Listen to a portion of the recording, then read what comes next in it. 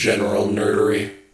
Okay, so you know me. I've always been kind of a live and let live when it comes to people and their beliefs and yada, yada, yada. But I have something that I need to get off my chest because I didn't want to yell at my friend on their Facebook post about it. Okay. That's very intimidating. It's not actually that bad.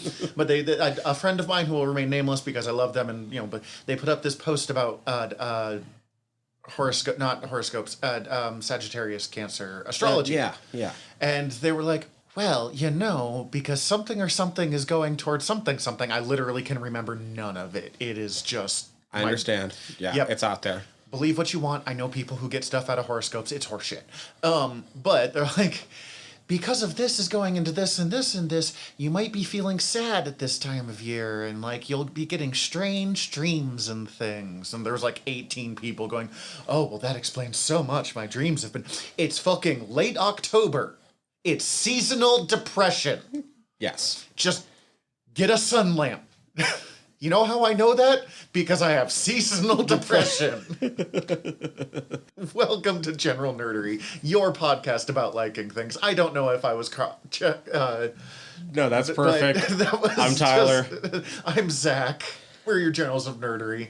That has been stewing for 2 days, and I didn't want to say anything because I don't want them to be like, hey, it means a lot to me, because, believe what you believe. But also, I'm not going to say that, I'm immune from the effects of seasonal depression, but I fucking hate the summer.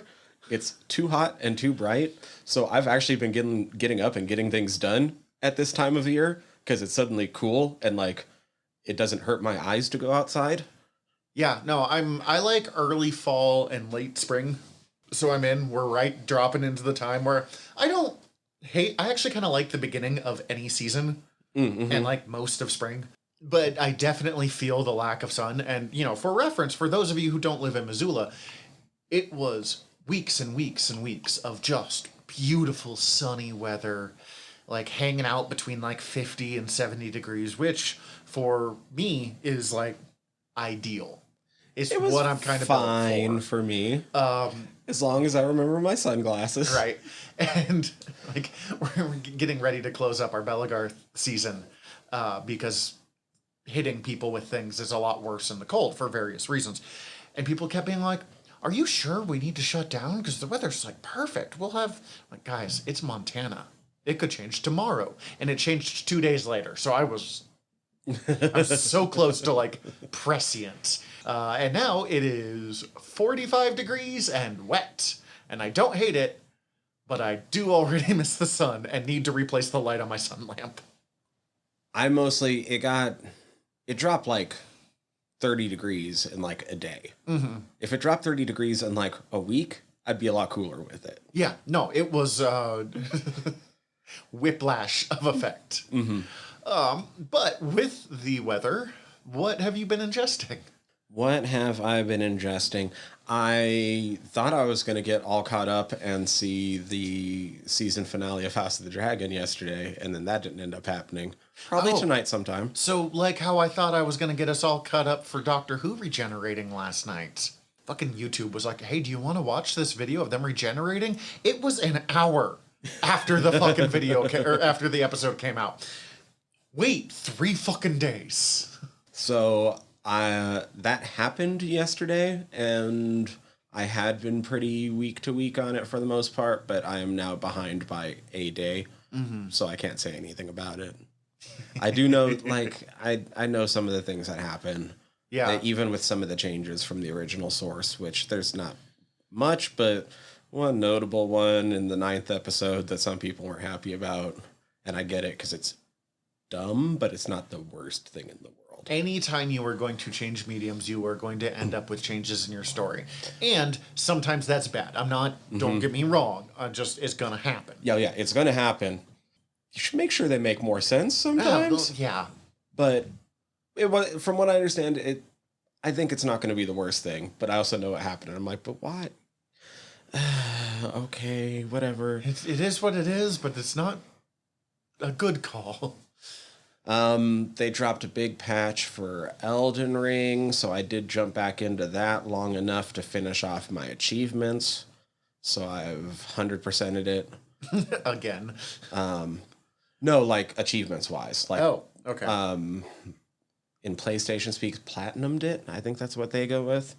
All I know is that I got all the achievements over with, which sounds like a large time investment, but based on the time investment I had already put in that game, it actually wasn't that far away. So I had a lot of fun doing it, though, and I'm probably actually going to still jump in from time to time and start actually screwing around with the PvP just a little bit more. Yeah.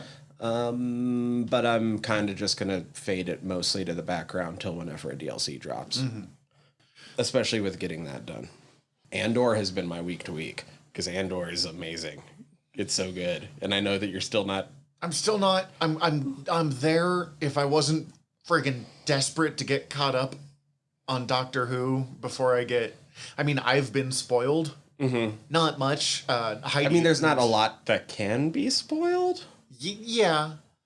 But like, I came up with my prediction, and this is coming out like this episode is going to come out like 2 weeks after that.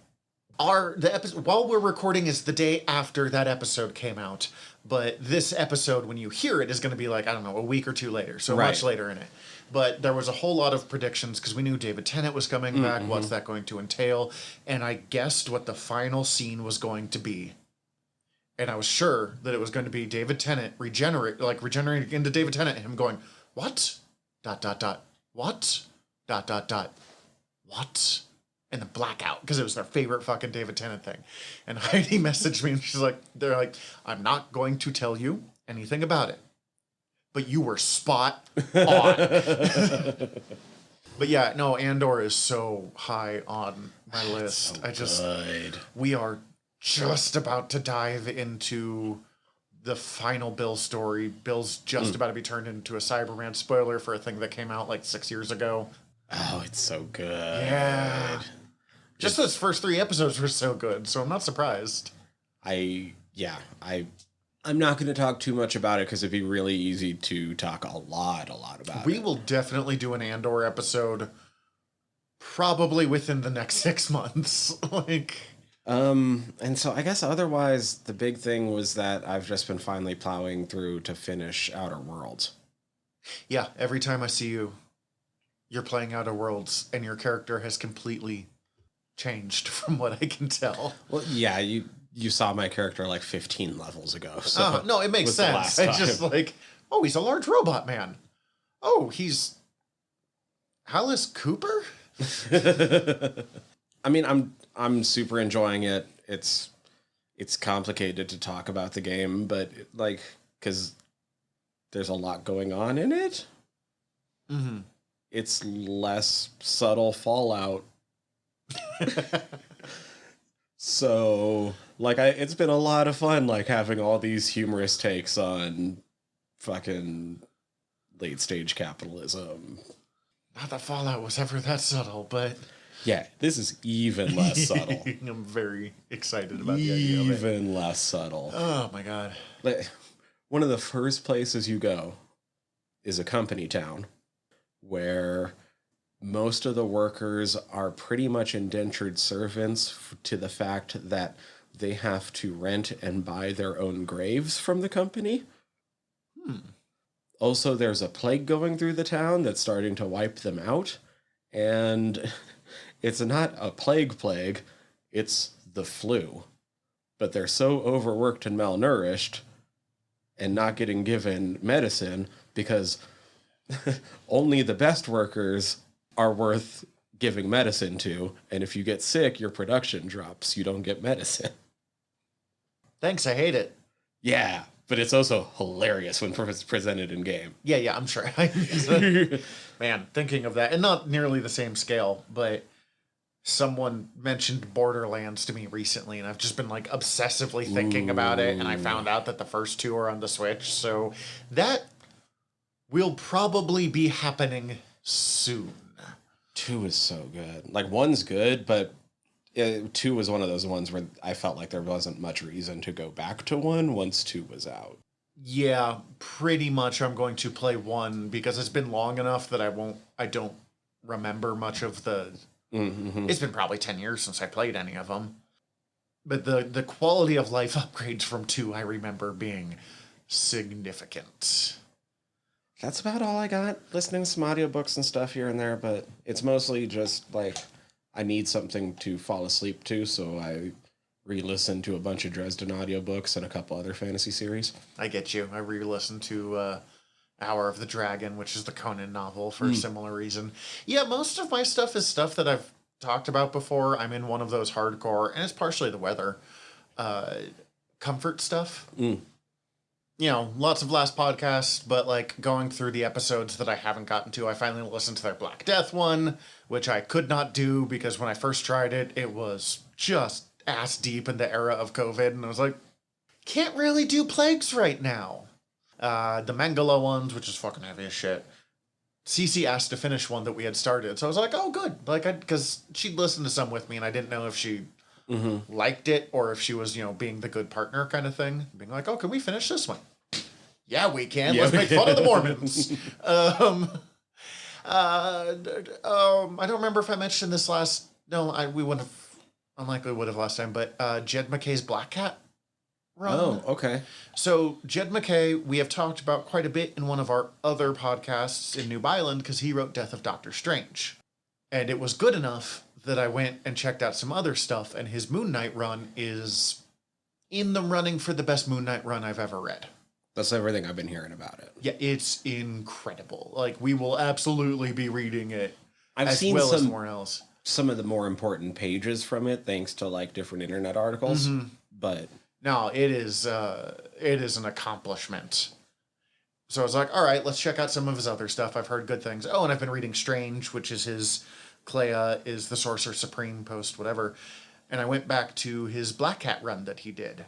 And I had picked up the first volume, and then it just got lost in the shuffle because, yeah, you know, it's Black Cat, like, cool, but not a character that I'm, like, utterly devoted to, especially because people keep...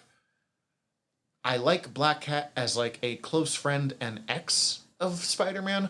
I don't love them as a pairing. Right. Partially because I'm pretty ride or die Mary Jane Watson. She was my first crush. Like... You know, the little 7-year-old me being like, I like the pretty redhead. I did just hit the jackpot. She called me Tiger. Yeah, pretty much. But, you know, and so I checked it out, and Jesus fucking Christ, it's such a fun series. Because it is Felicia Hardy going through heists throughout the Marvel Universe. Okay. There's a overarching thing. Black Fox, who's another thief character who doesn't get used a whole lot, but was like pretty good as this aging thief. Is recruiting her for a thing that he hasn't revealed to her what the end game is, but she has to break into like the Sanctum Sanctorum. So we get an absolutely delightful thing of her interacting with Bats the Ghost Dog. She has to break into, it's not the Baxter Building, but whatever the Fantastic Four's building is these days. She has to break into Stark Enterprises. And so it's just heist story after heist story after heist story leading up to one bigger thing. And one, Jed McKay is extremely good at character interactions and keeping this like kind of buoyant sense of joy. Buoyant's a weird word, but I can't really describe it. Don't know how to describe it. You just like, you feel kind of bouncy reading anything he writes. Okay. I've enjoyed his Magic the Gathering series. I don't play Magic the Gathering. And then everyone's a heist, and I'm a fucking sucker for a good heist story. Yeah, one of the Dresdens I've been re-listening to That's a good one. I can't remember which one that is, but that's a good one. It's not Skin Game. I can't think. Yes, it is Skin Game? Okay. Yeah. The heist kind of gets lost in the ridiculous violence that happens at the end, but the heist is definitely the best part of Skin Game by a lot. Unfortunately, I've reached the point where, like, the main Black Cat series has ended, and then there's a follow-up called Iron Cat that does make sense, but I'm not going to explain it. This isn't the episode for that. But the Iron Cat miniseries isn't done yet.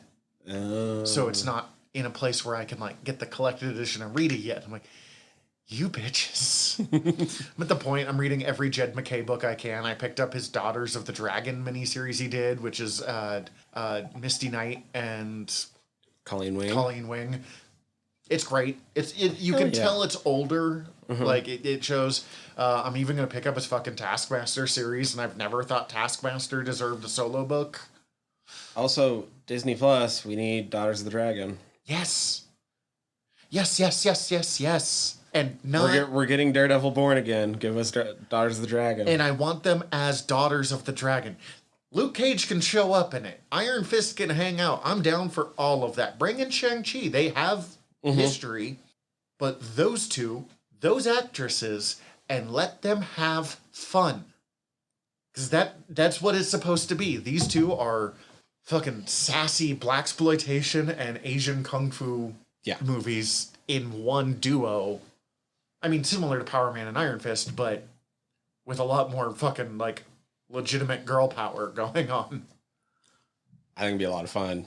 It was building up for that. That was the best thing about Iron Fist. That's really what we wanted from it. That second season was a lot better. People sleep on that second season. Yeah, I know, but we already decided on Noob Island that we're still not going to watch Iron Fist because we just don't want to. Going through again. I do want to mention one other thing I rewatched. Go for it. Just really quick as a shameless self-promotion, but also just trying to will this back into the universe a little bit, because there's been some talk about a continuation of Jafar.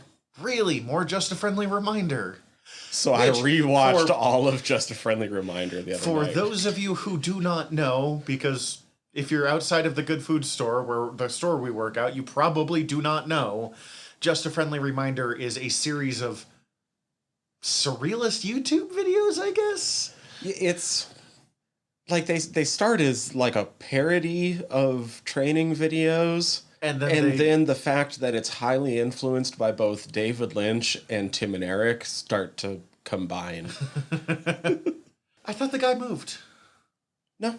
Well, Riley moved. Mm-hmm. But we can find, like, he'd gotten turned into a can so many times in that anyway. We can find ways to deal with that. We're just not going to explain. We're going to move on from that. Plus, all the For the Right Price segments, those were all from Oregon to begin with. Oh, all right. So it's still doable. Mm-hmm. Hell yeah. I would love that. I want us to make more things. I'm so on board with it continuing. I never thought it was going to. And now there's been talk. Chatter. There's been chatter. What happened to that Western you were working on? Don't know. Okay. You know what? You gotta have fun to go be a villain. I ended up getting to have a lot of fun. I hope he at least, even if it doesn't turn into the bigger project that he was planning on, I hope that firefight at least gets edited, because I got to fucking take part in a fucking firefight. And it was awesome. There are so many things that I would love for us to do. I mean, you and I working together on other projects, or like just you getting to make other stuff like that, or me. But man, if we were going to talk about late stage capitalism, that sure is limiting my creative abilities a little bit here. No shit. Yeah, I don't know. He has also mentioned that some of his projects should be starting again soon, but I think it was kind of getting settled in with a new partner and a new job, and put a lot of things on the sideline. Yeah, no, fair enough. When you are not getting paid for your passion projects, you take as long as you friggin' need to do it. Mm-hmm. But also, would love to see it. Yeah, same here. The firefight should be so fucking cool. I'm so, like, I can picture it all in my head right now, but I can't wait to see what it actually ended up looking like filmed, and I don't know it currently. Shit, I'm trying to get back into shape just so I can keep doing that shit. Right? It was hard walking up and down that mountain, though. Yeah, I feel ya.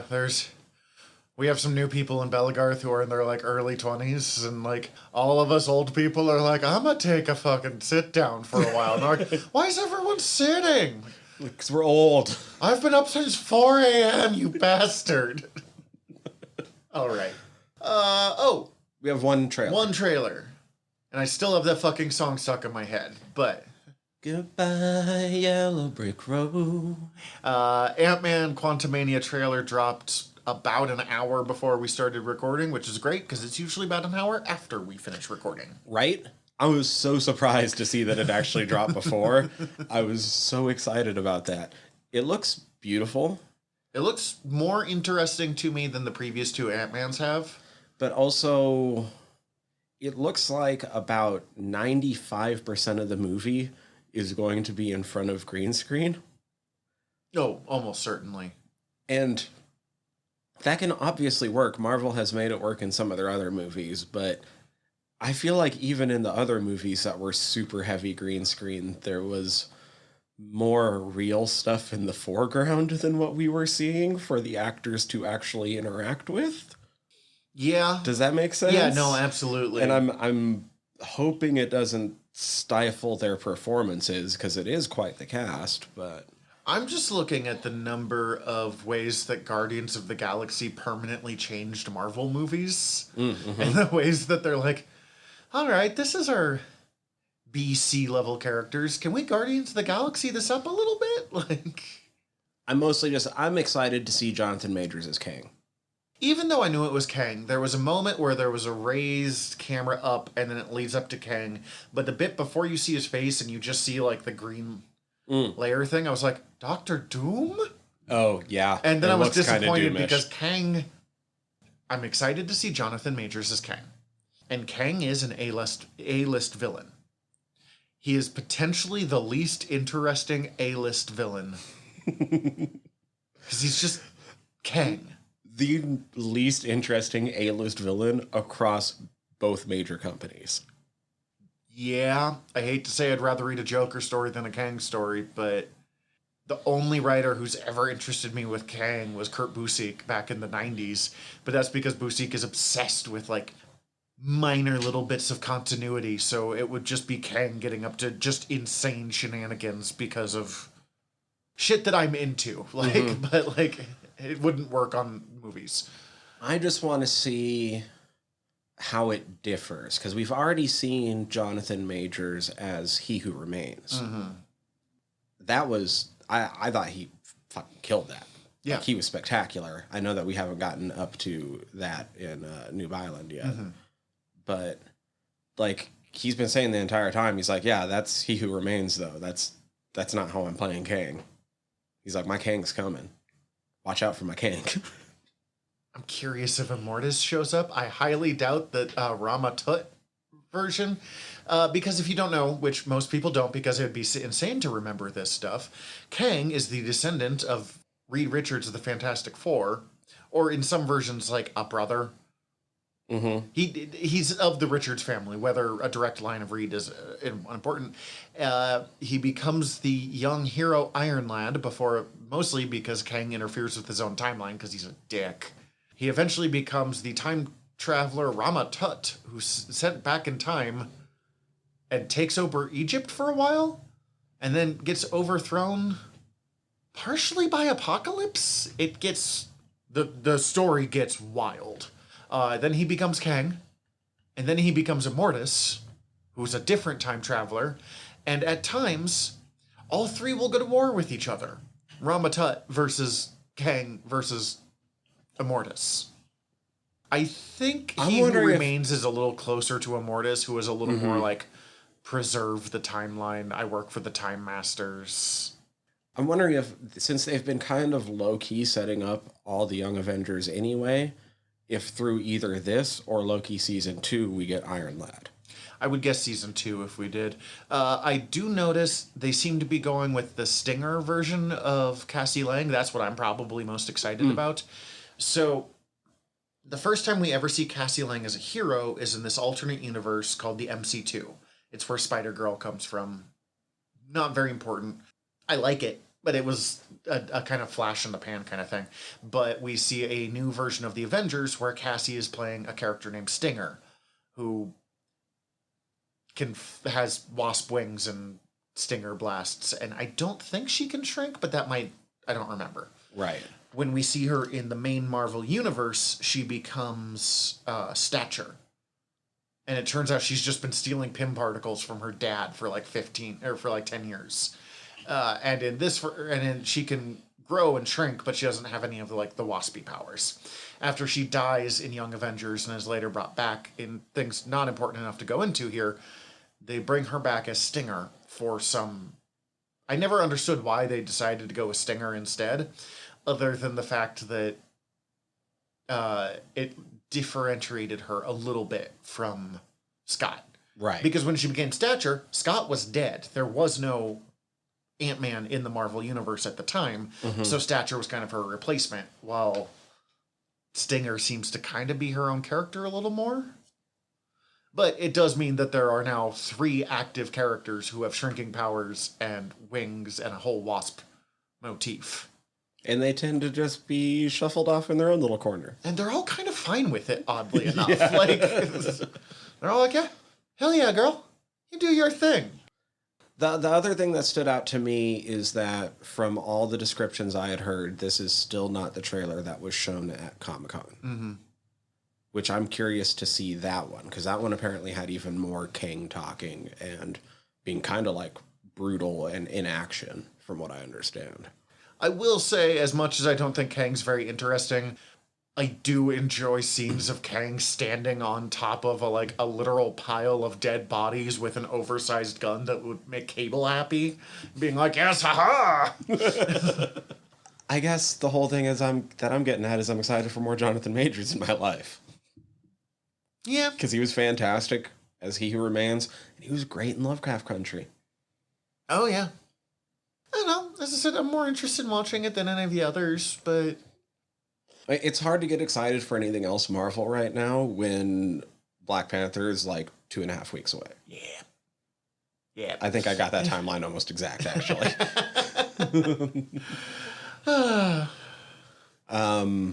That's what I'm most excited for, but that'll come up.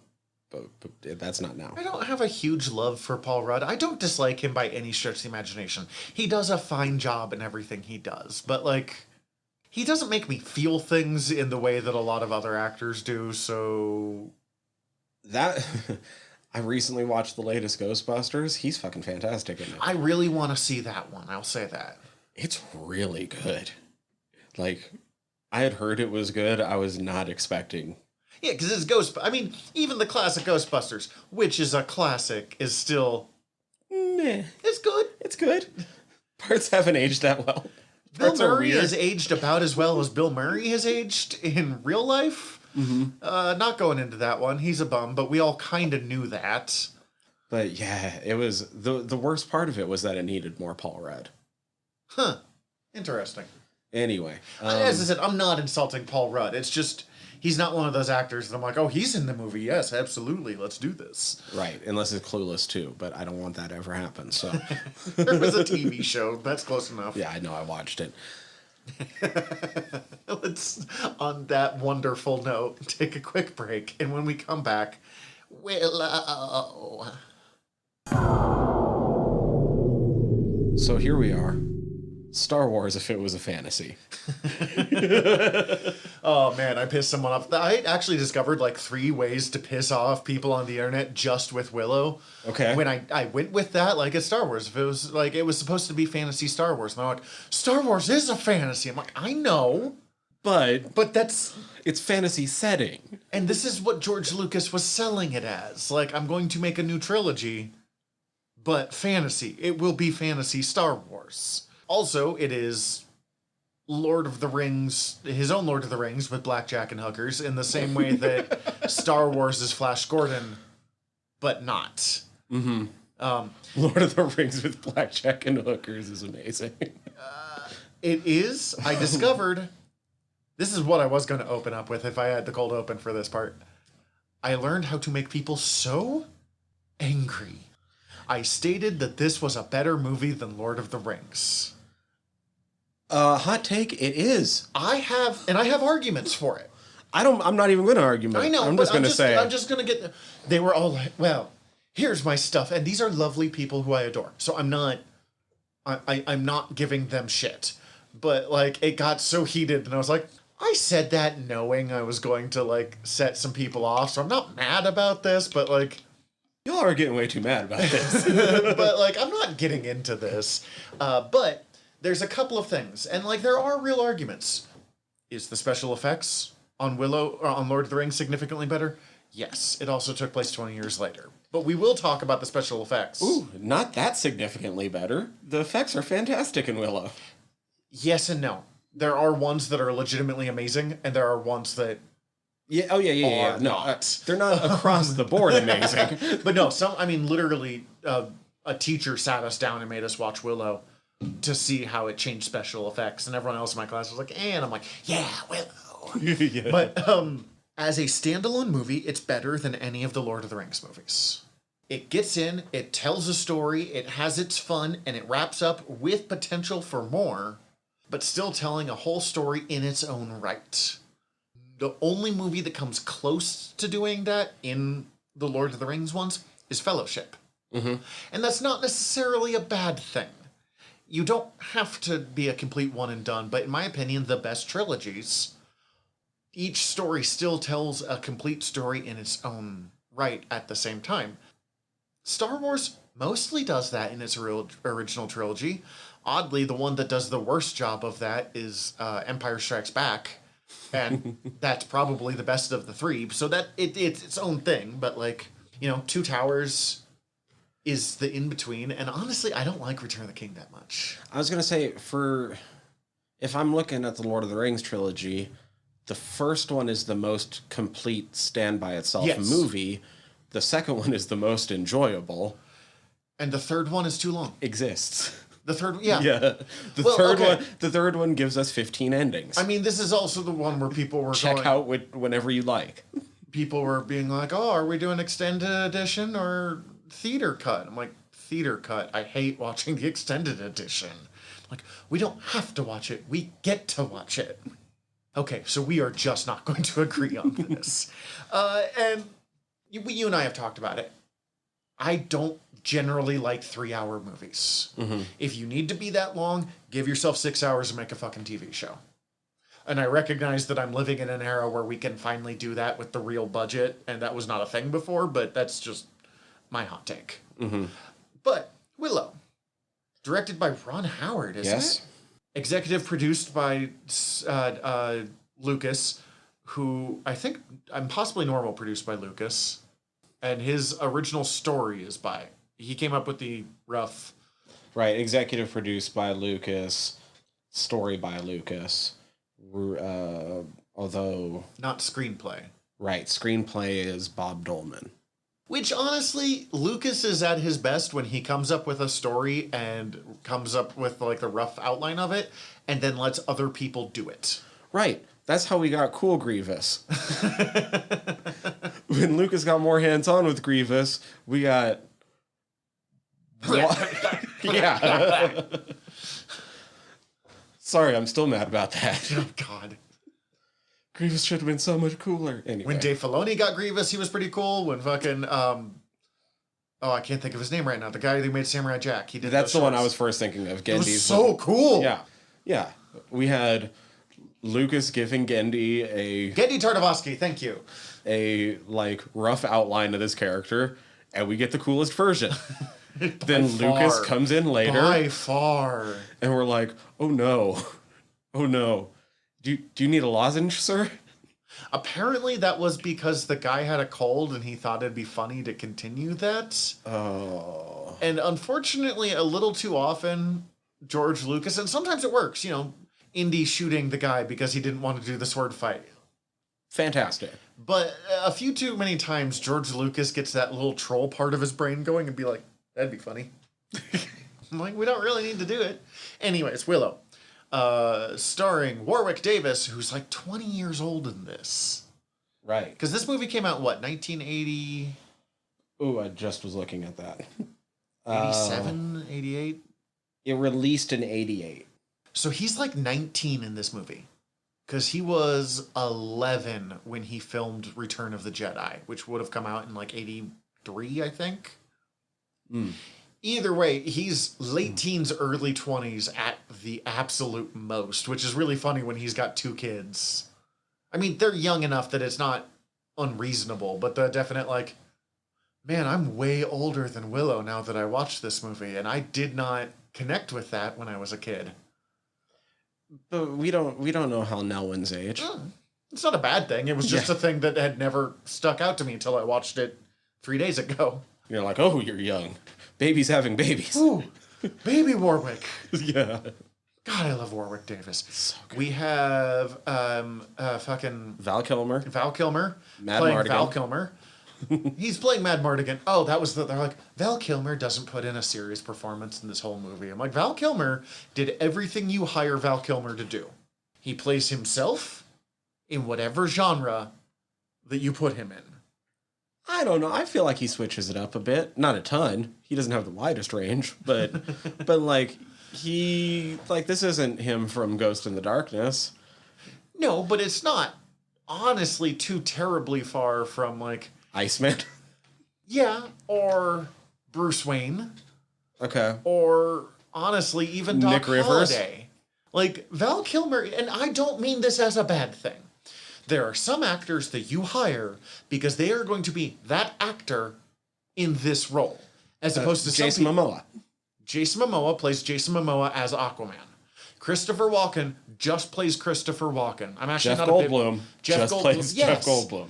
Val Kilmer plays Val Kilmer as a cowboy man dying of consumption, or Aragorn if he was a thief and hornier. It's Han Solo with a sword. Yeah. Honestly, and like... That's all you have to say about Mad. Here's the thing that pisses me off, is that his name is Mad Mardigan. It's not Mad Mardigan. I made up a character in like high school named Mad Marty, and it wasn't until years later when I decided his full name was Mad Mardigan that I was like, oh, God damn it. Not been able to use him since, because my brain is just like, that's Mad Marty. That somehow weirdly pisses me off. But it's not Mad Mardigan.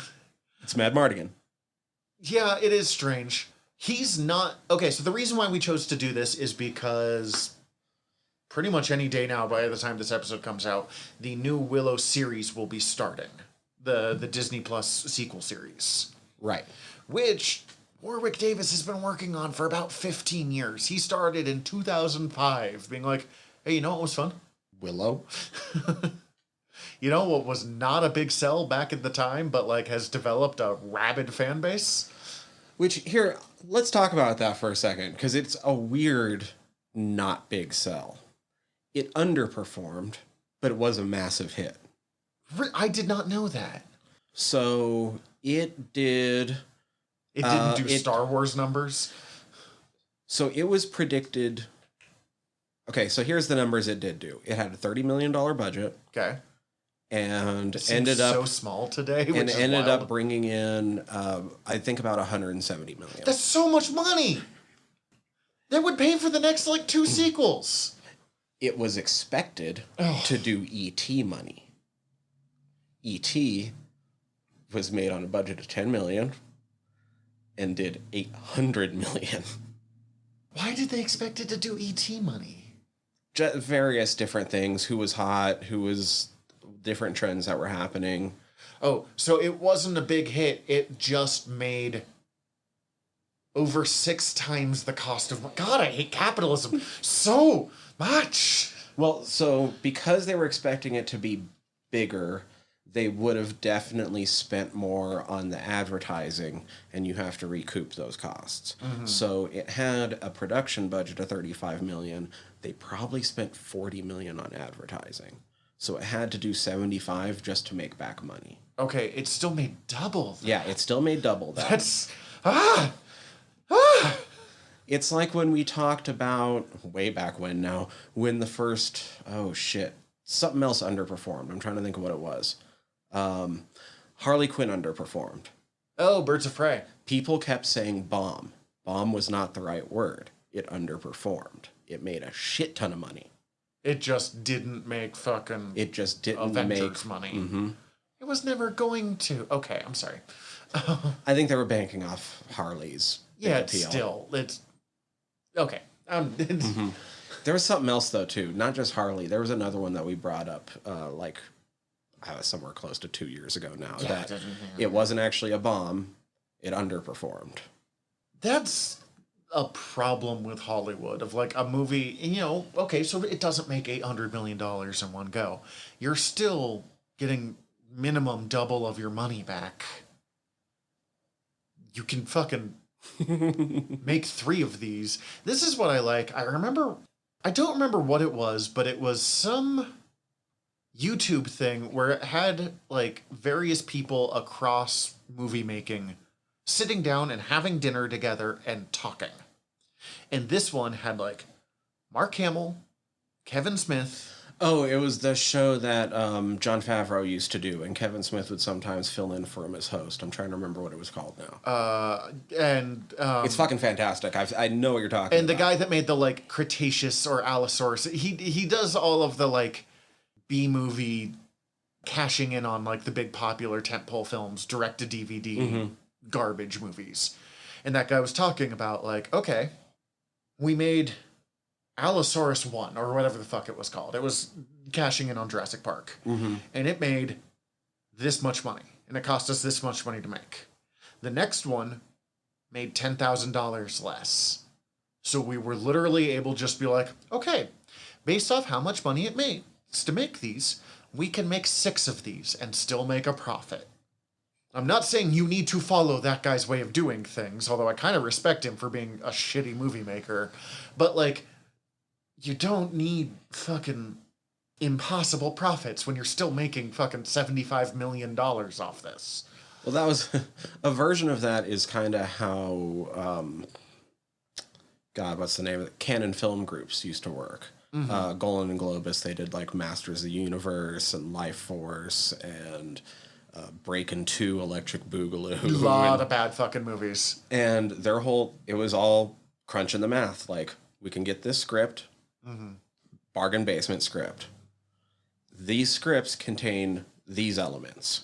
We know that this many people will go see a movie that has these elements. So as long as we make this movie for like $1 million, it doesn't matter how bad it is because enough people are going to go see it that it's still going to make money. And see, I hate that and love that at the same time. Like, it's so interesting to me. But it also lets these people just make shit that they enjoy. Yeah. So I'm all for it at the same time. Anyways, back to Willow. So not a bomb, as I always thought it was, but, you know, I guess not enough to justify making other movies. I know there were eventually books written that I think Chris Claremont helped. I was about to say a trilogy that Chris Claremont helped on that helped fill things out in the back end. I'm told it's buck wild. Yeah, I guess there's a ton more world building, and you find out a lot more of like Mad Mardigan and Shorsha's backstories. They didn't sound that interesting to me, but I do kind of want to read them just from the like, what the fuck? Right, because she's the daughter of the king that you see at the very end, at Tir Asleen. I completely missed that. I've watched this movie so many times, and I always think of her they don't say that in there at all, but she's his daughter. With the evil queen nun lady? I think so. Okay, let's keep going. Okay, who plays Sorsha? Joanne Whalley. One of my childhood crushes, and I am not wrong in that. Staying with this, apparently I super had a thing for redheads. Not actually a redhead. I don't care, but she was, and that's how I knew her. You haven't watched the 3rd season yet, if I remember right. And so you wouldn't know that Joanne Whalley went on to be Sister Maggie. I did see that. Yeah, she was in a couple of things. Oh, with Val Kilmer, because she's coming back for Willow. Right. I don't think a lot, but she's going to show up. From what I've gathered in the commercials, she's sending him on his way for the quest kind of thing. Like, I need help. Willow, help me out. They've said because Val Kilmer could not come in because he was right in the middle of recovering from throat cancer surgery or whatever. Is he not in at all, or is he doing one of the things kind of like Top Gun, where they still found a way to work him in? He did not film in any of it, but they say that he will be a major part of the story. Okay. Whatever that. So somebody we've seen in the trailer is Mad Mardigan's kid. Is what that it sounds like? They've got 2 kids, and like I think they're looking for them or looking for one of them and the other. I don't know. Okay. But I know there are 2 children involved, and they are the children of Mad Mardigan and Sorsha. And I have no idea if Elora Danan matters to this story in any way, shape, or form. Right. Because she doesn't have to. Nope. The prophecy was fulfilled. She stopped the queen. Who else should we say? Bavmorda? Jean Marsh? That's the evil nun queen. I know she's not a nun, and I know that was just based off an actual medieval stylization, but that's how it looks to me. Oh, that's right. She's in The Changeling. That movie's great. And she was in Doctor Who. Who was she in Doctor Who? Morgaine? Holy shit. She was Morgan Le Fay, or I guess Morgaine. Oh, yeah. In Battlefield. That is such a... That's Seventh Doctor Who. That was a wild fucking series. The final appearance of Brigadier Lethbridge Alistair Seward. Oh, and she was in Return to Oz. As... Nurse Wilson and Mombi. No wonder I'm scared of her. Mombi is a childhood nightmare. Fucking, I don't know if you've ever watched Return to Oz. It's once as a child. It's been a while. It is like one of my favorite movies as a kid, but it scared the fuck out of me. She's a good actress. She plays a queen bitch real good. She would have been a great Nurse Ratched. Yeah. Who else do we got? I guess Elora Danan and well, Elora Danan is 3 people, if I remember. Right. Well, 3 credited, and I think it was actually 5 on set. Fair enough. There's 2 twins, Kate, or there's twins, Kate and Ruth Greenfield, that are mostly the close-ups. Like, they were the ones that were hired to be Elora Danan. They were too big for all of the holders that they had to actually move them around on set. So they had to So get others. anything that it's basically not just their face is Rebecca Behrman, who I believe was the newly born daughter of like one of the set designers. Oh, cool. And so whenever you see a real baby that you don't see the face, it tends to be Rebecca. her. Okay. And then there's also a mechanical baby for some of the stunts. I will say there's one bit where they get the baby to do like a raised eyebrow and like look over, and it's really good. It's like really I don't know how they did that. And then who are just a few more because we should get the good witch, the totally not Glenda witch, Patricia Hayes as Finn Raziel. Yeah. Delightful, strange little character, but I mean, she's been in a ton of things. I was just trying to see if there was anything that really stood out to me. Like she was in A Fish Called Wanda, but I don't remember that movie well enough to know who Mrs. Cody is. I remember not actually liking it that much, but I was pretty young, so. Same with like of course I've seen Neverending Story a bunch as a kid, but I don't remember who Urgel is. She's one of those that she's in fucking everything. And then who are the 2 brownies? Because the brownies are super important. Yeah, you mean the droids? Really?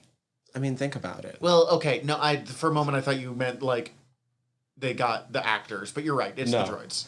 Yeah, no, it's Kevin Pollak and Rick Overton as Rule and Franjean. And they are back in this one. Yes. Which, thank God. They are really... I mean, Kevin Pollak is an actor. Rick Overton actually does mostly like writing stuff. Oh, cool. Like he has shown up in an actor as in a lot of things, but it's usually like bit parts, and it's because he has friends because he's a writer and he's been a comedy writer for years and years and years. So, and I mean, those 2 as a kid were my absolute favorite parts, and surprisingly, they kind of remain my favorite parts. Although I like Mad Mardigan much more as an adult than I did as a kid. God, he's in a lot of stuff. We're looking at Rick Overton. That's, yeah. Yeah, but it's a lot of things where he plays, like, frantic man. Redneck heckler. Like... Yeah, fair enough. So... Bartender. Tailor. One thing I do like about this movie is the amount that it feels... As much as I love world building, and this actually has some decent world building in it, it feels no need for a long, protracted intro. It is get up and go. Now, see, I had actually rewatched this movie just like a month ago anyway. And so rewatching it again for this, it does mostly get up and go. I still wish it get up and went faster. I mean, Fair. The scene in the Because I think it doesn't really take off till you run into Mad Mart again. the scene in the Nelwyn Village goes a little long, but like what I mean It's is nice. I like it. literally the very first like 3 sentences. Evil Queen has taken over. Prophecy of small child shall be born. She needs to do a spell Herod. thing to break it. Here's the baby. Baby escapes. We're going. Baby's found. Like fucking a modern movie would have spent 45 fucking minutes on that. Half an hour, but still. Like it would have taken they had no time for that. It does immediately slow down, but I'm torn because I like those. Like I agree I like with you, the it slows scenes in down. the Nelwyn Village. And I don't Like, know any of them that I would cut out because it really sets up who Willow is for you so fast. He wants to be a wizard. He is a young family man. He is an absolute sucker for any child whatsoever. I do enjoy that he doesn't want to touch the baby because he knows he'll immediately pack bond with it. Like, that's not the words they use, but like, nope, touches it. Oh. Oh, baby. Little Lord Danon. And we get what could easily have been a Gandalf, but instead it's just like the weird little shaman man of the village.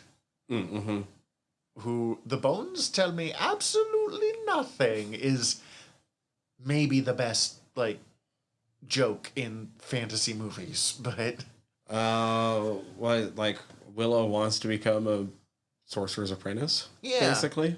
he kind of wants to become Wong. But it's not in the cards, but baby falls into his lap and he's got to go give the baby back to the Daikinis. We find out he's got his, bully Burgle Cut, who sucks. Burgle Cut sucks. He's one of those that I really hope that he's a good guy in real life because he played such a little dickhead. Wow, he's not in a lot, is he? No, not really. Died kind of young, too. I 54. Well, kind of. I mean, holy shit. What? That means... Oh, no, he still would have... He would have been like 36 or something when this was filmed. Yeah, I don't think that was his real hair. It's not hard to add on, like, fake hair, especially when you're already bald. I still would have guessed later. Yeah. I still would have guessed older.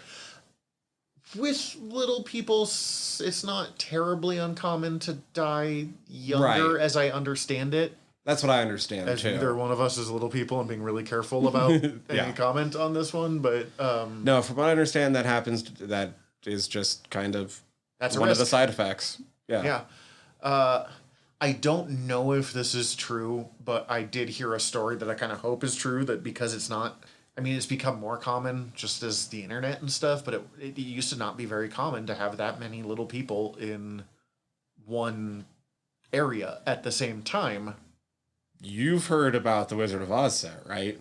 Wizard of Oz set was wild, apparently, because this is kind of similar thing of, like, it just became one big fucking party, and a bunch of people actually got married, meeting each other on this set and stuff like that. Warwick Davis met his wife.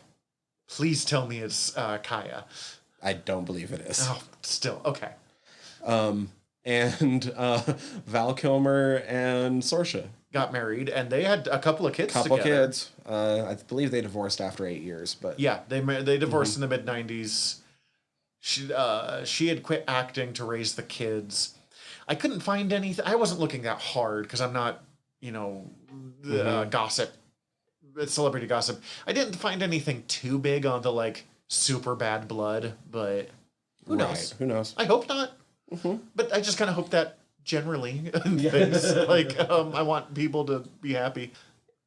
I didn't know Warwick had met his wife here, but, like, I just want to go hang out at the Nelwyn, like, Village, fair like, gathering thing that was happening. Yeah, it looked like a lot of yearly fun, right? get-together.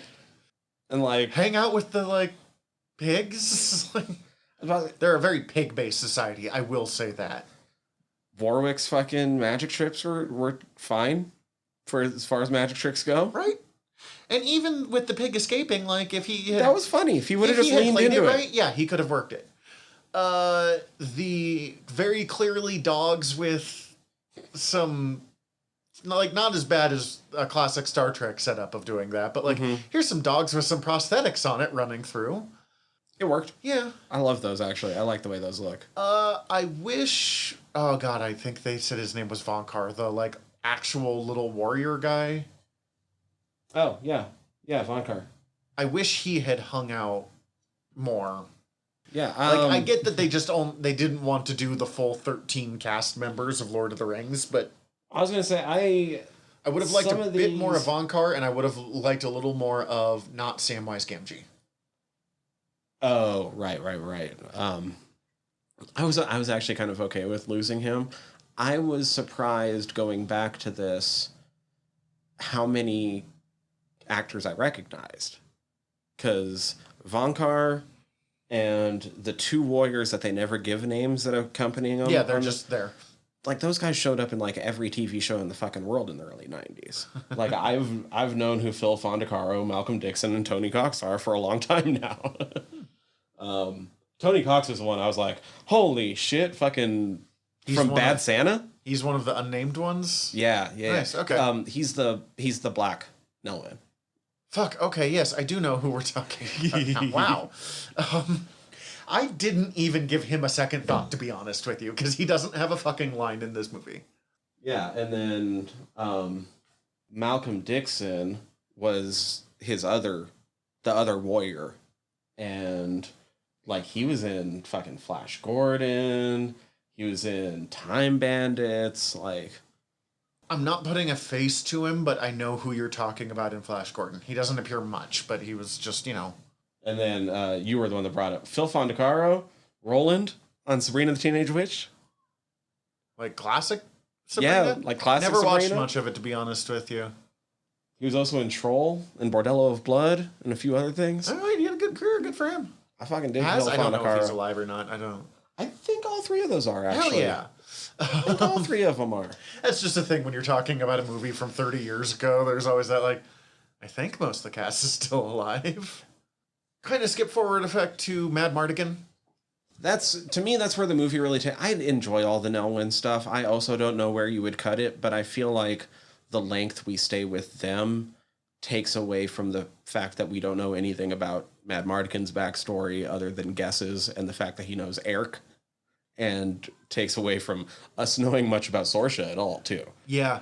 I will say they do a really good job of telling you everything of who Mad Mardigan is. Yes. Almost immediately. Like, without knowing... In the same way that Han Solo, we didn't know his backstory till Later. Solo. Mm-hmm.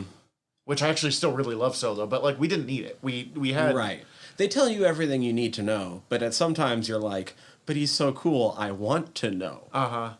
But yeah, he's a sellsword. For whatever reason, he is trapped in the cage. That's a fucking terrible way to die, by the way. Oof.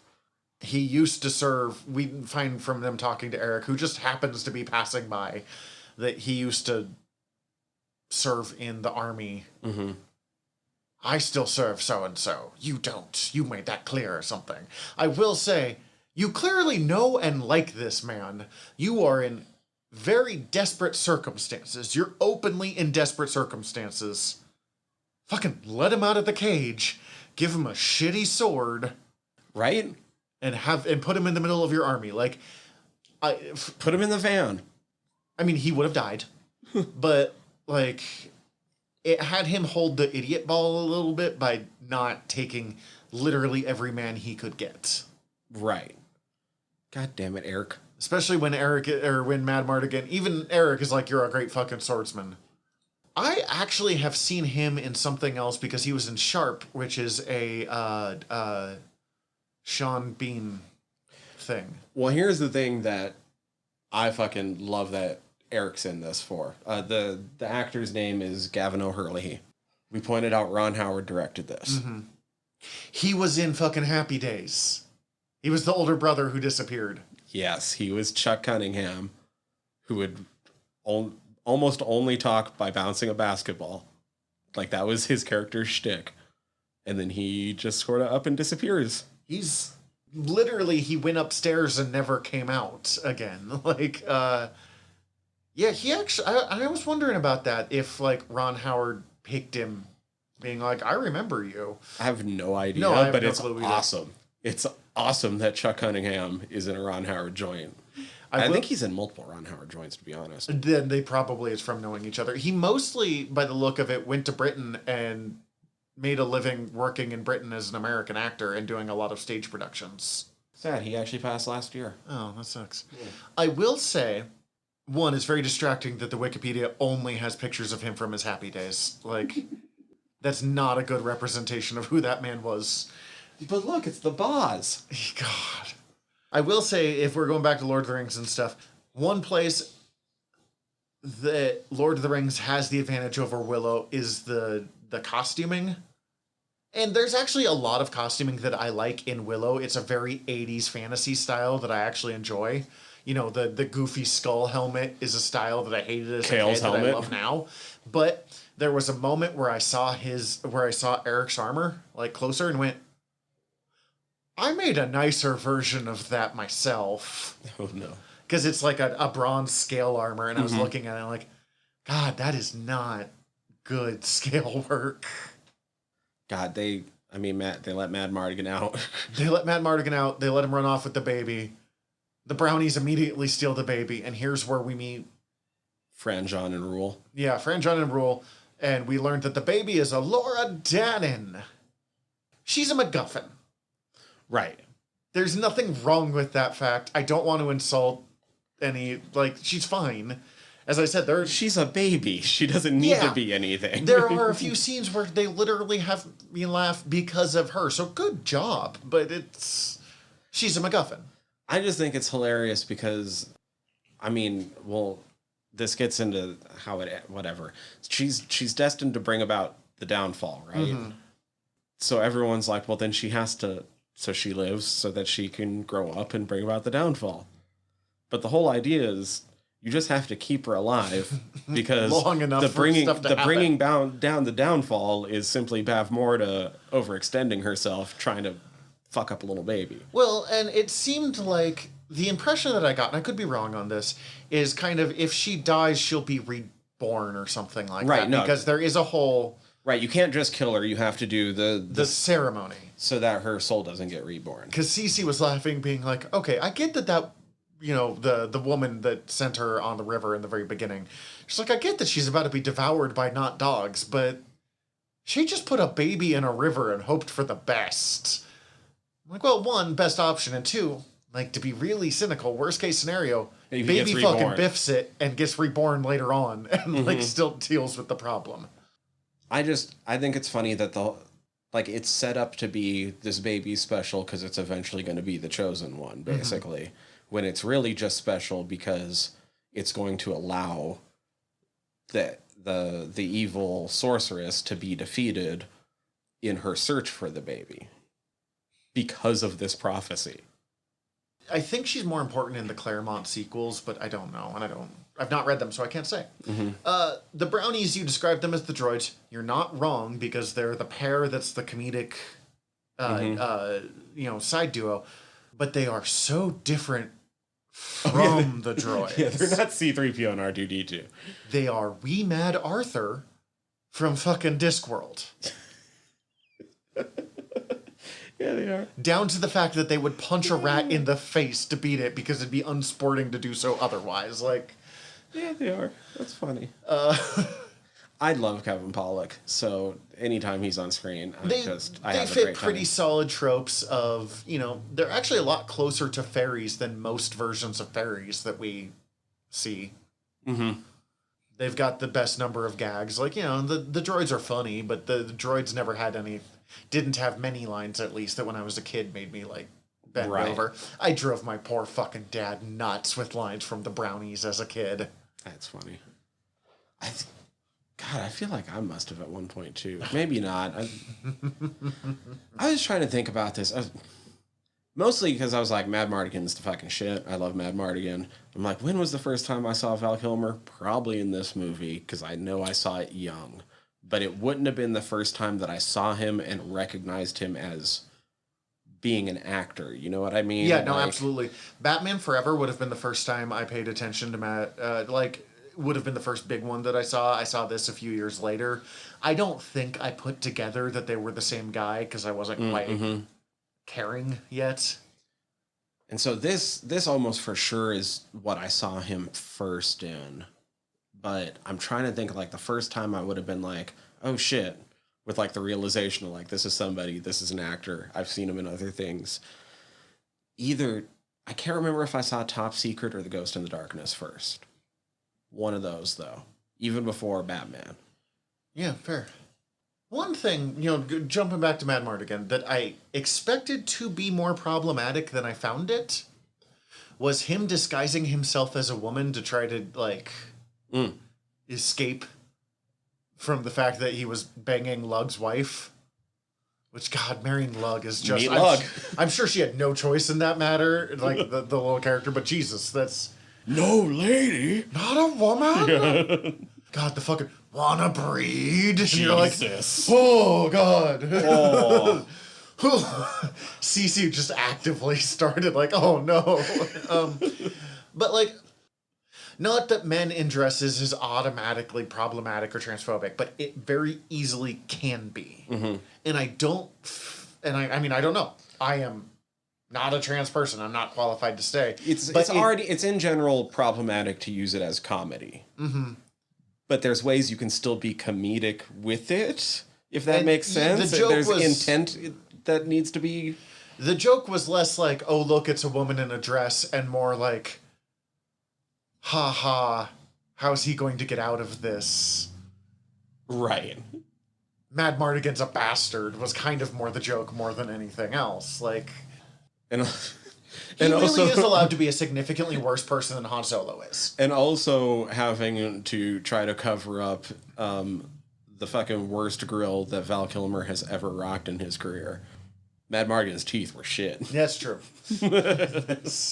That's almost what took me back the most in this entire movie, was the first time he opens his mouth, and I was like, oof. Oof, dental work, my guy. It's a thing. Or at least, like, scraping the barnacles off my man. Yeah, fantasy. This is very much the era of dirty fantasy, too, of, like... Which I love the fact that things look dirty in this fucking movie. Yeah. As much as it's got that 80s feel, it actually does look lived in. Same note, though. Credit to them, they're allowed to have a bit of color, which we're not always allowed in modern fantasy, where everything seems to need to be fucking gray tone of some level. It's true. Fucking Mad Mardigan wears pink through a significant amount of this movie. With that chest bear. Oh yeah, no, it's very Val Kilmer is at his sexiest, but like... It's like, you wanted the Iceman? I'm bringing the Iceman. It's not just he's wears the dress and then goes off on it and has magically got clothes again. They just let him... chill and dress for a bit. Yeah. Got a whole fight scene in it, and then even then, after he puts on other stuff, he's still, like, wrapped the dress around his legs as a fucking, like, pants setup. Mm-hmm. Man, Mad Mardigan's the shit. He is. He is... the part of this movie that I enjoyed the most this time, which was not always the case in the past. Mm-hmm. Not anything against him. It's just, you know, sometimes when you haven't watched a movie in years, sometimes you don't know. Stick out. Yeah, new things stick out. I want more Saoirse. She is... give me the actress's name again. Joanne Whalley. Joanne Whalley does the absolute best she can with what she's given. My one critique, she's not given a lot. She is the daughter of the evil nun lady. I refuse to not call her that. Bavmorda. And it's predicted that she'll one day betray her, and she turns really fucking fast. She turns faster than fucking Mad Mardigan switches to being on, like, Willow's fucking, like, chosen follower. I think Bavmorda is evil stepmom. Okay. But she does refer to her as my daughter and mother, so... Because I trust my daughter more than I trust you.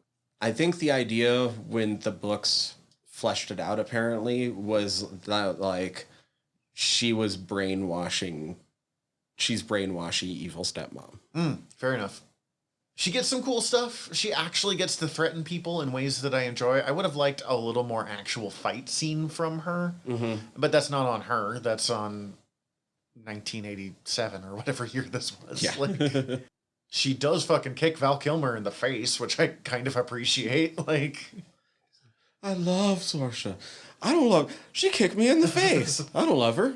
Do I? Usually I find love potions a little more problematic. This one, maybe because it wore off so fast, although then they were just kind of actual in love real quick. Like, I don't know. I don't hate that relationship, but because it all happens in one movie, we don't get the time that like Han Solo and Leia do to go from like hate to hate fuck to actually like each other. Like, look, I super enjoy this movie. This is one that people need to bring up more and more often because it's the gold standard of fantasy movies. Holy shit, it's so good. But if I had to say that, like, maybe this movie's worst part is that it's not longer. Which is so funny because we're usually like, stop making movies 3 hours long. But there's so many things that are interesting that don't get a chance to be fleshed out at all. Which is why rewatching this movie has me even more excited for the fact that we're getting an entire TV series. I would not have hated another half hour of this movie. Right. Get a little bit more Mad Mardigan, a little bit more Saoirse, a little bit more just of the world and how shit works a little bit. Mm-hmm. You don't need a ton more, but like some of that we didn't get at all. Well, and it's one of those things, because I mean, literally I came in here being like, one of the good things is this movie is like done, done, done, done. It tells the story it wants to tell without worrying too much about other stuff, but it's so interesting that you want to know. Yes. I really would have loved a trilogy. It does stand alone. Like, you can see how it's set up that there could be a trilogy, but there wasn't, and it doesn't detract from it. While if Fellowship, I promise I'll stop. It's just the movie to compare it to. Mm-hmm. I mean, because I literally think he tried to make Fellowship of the Rings originally. If you made Fellowship and then didn't make Two Towers and Return of the King, it would have felt uncompleted in a way that Willow does not. Right. Big time. I'm so glad that we're going to get a chance to live in the world more. That's the thing. You mentioned that, like, the world feels lived in. And I agree with that. And, like, the characters feel like they live in the world when you watch this movie. But I also want to live in the world. Yes, no, I'm with you. They created a fantasy kingdom I want to be a part of. Well, even if it's just Hobbit knockoffs. As much as I'm, like, I'm not knocking Fellowship of the Rings. I'm saying I like this better. Mm-hmm. But it is interesting when I talked about this, everyone was like, no, Fellowship of the Ring is good, you're wrong. And I'm like, well, I didn't say it wasn't good. And it's an interesting thing about Tolkien, and I get it, because he wrote the language of how we base high fantasy.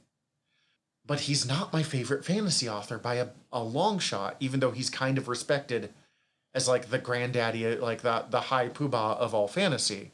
The funny thing is, he'd probably be more in your camp. Uh-huh. He'd be pissed about that. But although he fucking savaged other writers that weren't him. And I would love to do an actual Tolkien episode and, like, really talk about things I love about Tolkien. But, I mean, I'm a Robert E. Howard guy. I like Conan more than I like Lord of the Rings. Right. I like Pratchett more than I like both of them. And I recognize that we don't get Pratchett without those other things. Mm-hmm. I'm not for a moment discounting the importance. But someone was like doing the comparison, being like, oh, like saying Tolkien's bad is like saying bread is bad. Like, he built modern fantasy. Like but like... That's sure, but I'm not going to say plain white bread is my favorite bread when fucking focaccia exists. Like... God, and I love some pre-Tolkien fantasy, too. Yeah. Some great shit. And just the writing style. Tolkien is the father of modern fantasy because he took things in a way that permanently changed how we write fantasy. But honestly, he's fourth on my writers. Like, Pratchett's my favorite fantasy writer, followed by Robert E. Howard, followed by a guy whose name I can never remember, but he wrote Fafhrd and the Grey Mouser stories, and those are delightful. They're basically Conan stories, but there's two of them, and one is a tiny little guy who's a thief and a magic user, and the other is a big barbarian guy, but he's also, like, a bard. And now I'm trying to think of what my top fantasy authors would be. Patrick Rothfuss can make the list once he finishes his fucking book. When the Kingkiller Chronicles kills a goddamn king, then fine. He can go up there, because I fucking love those books. But nope, you don't get that until you finish the fucking book. That's awesome. That's funny. I still never read those. I really like at them. some point. This unreliable narrator has to be taken into consideration with how masturbatory the main character is about himself, but like it's very good. I'm trying to, man, like Willow's great. I don't want to go through it scene by scene because it's like it's fine. I'm just trying to think of other things that I want to say about it. This was the kind of the thing I was worried about when we chose Willow, because it's sometimes hard when things that are like been around for a while and they're good. Because it's like, what's to talk about? It's good. It's Willow. Go. Let's talk. I do want to talk a little bit about the special effects, though. The pig transformation sequence is horrifying. Perfect. I would change nothing in the modern day other than the fact that we use nicer cameras now. Same with the troll transform. Dissolve, whatever you want to call it. Yes, but the moment that the troll turn... And also, the trolls themselves are pretty good. Mm-hmm. Like, there's things we could do now just because we have better ability, but like the prosthetics, the way they were crawling across the walls was convincing. Mm-hmm. I will say their green screen needed fucking work. Mm-hmm. Especially when the big monster thing that the troll transforms into, which I never understood why that happened, but okay. Yeah, and that thing's even got a name, and I don't remember what it is, but it starts with an E. That was the worst green screen by far. There are a few places with the brownies where it's very clearly that it's green screen, but it's less... Mm-hmm. The brownies green screen stood out more to me because it felt... I'm going to say it felt less needed, if that makes sense. Even though, obviously, you need to find some way to portray them as being that small. I had the exact opposite reaction, but fair enough. Whereas, like, with fighting... The big double-headed Hydra troll thing. That was obviously claymation. I was like, well, you got to do something. Fair enough. And I grew up watching Jason and the Argonauts and shit, so, like, that looked familiar to me, that kind of action. I enjoyed it. I just I love that scene. Mm-hmm. It's just the scene that I have the biggest critique of green screen, and also Mad Mardigan's helmet ruins the entire fucking look. It does. Because Mad Mardigan, he's like, look at this great armor. I got a new sword. I'm like, hell yeah. Bunch of gold, which I didn't used to like, but now half my armor in Belagarth is gold or bronze anyway, so apparently I'm just Mad Mardigan. I don't necessarily like it for me, but on others. Fair. But the helmet looks fucking dumb. Because it's a traditional conical helmet, and then there's chainmail over the top, but the chainmail, one, is pretty thin chainmail, and then it doesn't go low enough to actually help anywhere. It just kind of sits there for like appearance's sake and to be in the way. And then it has that giant horsehair bit, but it doesn't stay together, so it just kind of loosely like cousin its itself over him. I will still take that over Kale's stupid skull face. When I was a kid, I would have agreed with you. I don't know why I love the skull face now. It's so classic tacky, though. It's like, that's what you do in old school sword and sorcery. That's true. It looks... It's doofy. Dumb. Yes, but so is Kale. He is the nameless General Number 7. I mean, number 1. He's kind of who Lord Soth was in the first Dragonlance books. Mm-hmm. Except Soth was still somehow scary in that, while Kale never really... Power word kill.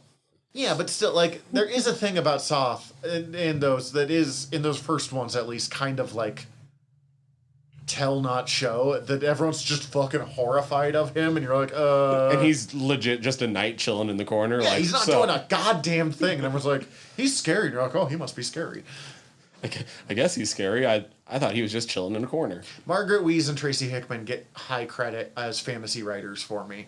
Are they super tacky 80s? Abso-fucking-lutely. But if you go in knowing that, that's some classy... Man, it's like we talked about on our Dragonlance episode. Like, this feels built by tropes, and then you realize that they're the ones that built the tropes. Yeah.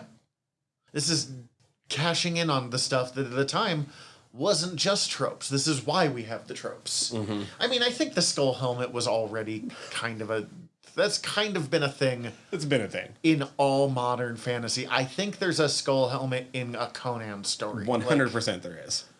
100%. And if there's not, every illustrator has found ways to put them in there. Exactly.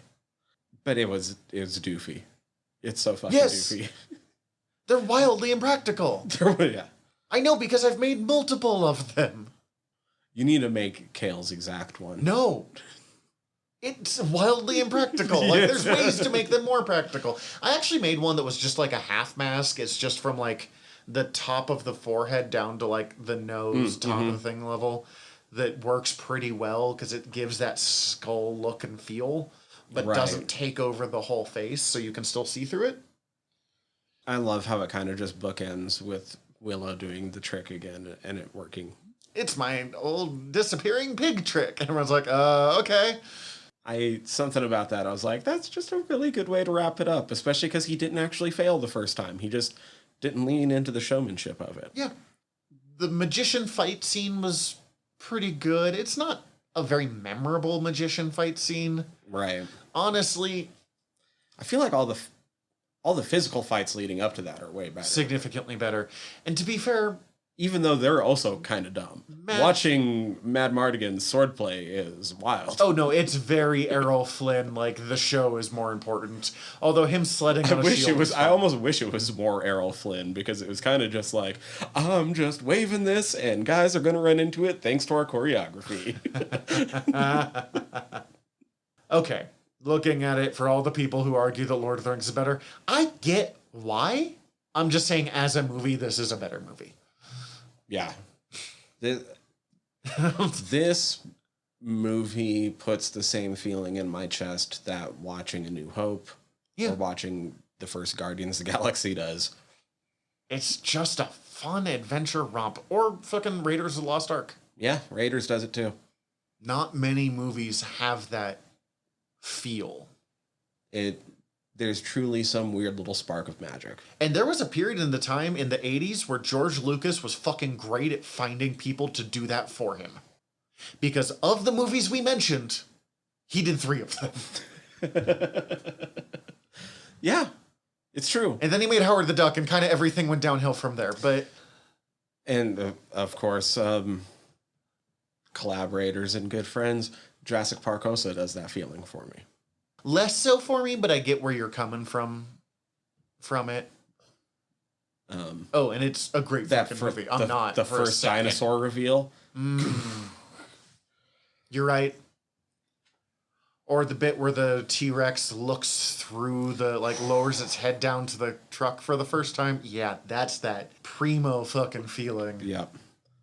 But this kind of has it throughout in a way. And I like that.